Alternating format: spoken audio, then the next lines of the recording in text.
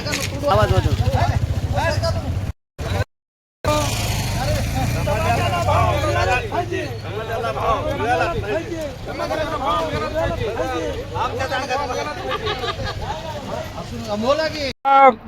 कोणत्याच पिकाला भाव नाही. केळीला भाव नाही, हळदीला भाव नाही, टमाट्याला भाव नाही. खताचे औषधाचे भाव 4-4 पट वाढलेले आहेत. मजुरी वाढली, रोजगारी वाढली, ट्रॅक्टरचे भाव वाढले, सोन्या चांदीचे भाव वाढले. शेतीच्या कोणत्याच पिकाला भाव नाही. शेतातलं खायचं तेल सुद्धा महाग झालेलं आहे. बाकी पूर्ण पिकाचे जे भाव आहेत 10 वर्षाखाली जे भाव होते तेच भाव आता सुद्धा आहेत. शेतकऱ्यांनी कसे करावे हा खूप मोठा प्रश्न आहे, गंभीर प्रश्न आहे. आमदार खासदार येतात पण शेतकऱ्याचा प्रश्न विधानसभेत मांडत नाहीत, काहीच करत नाहीत. आणि इलेक्शनच्या वेळेस पूर्ण घरोघर फिरतात ती. कशालाच भाव नाही शेतीच्या पिकाला.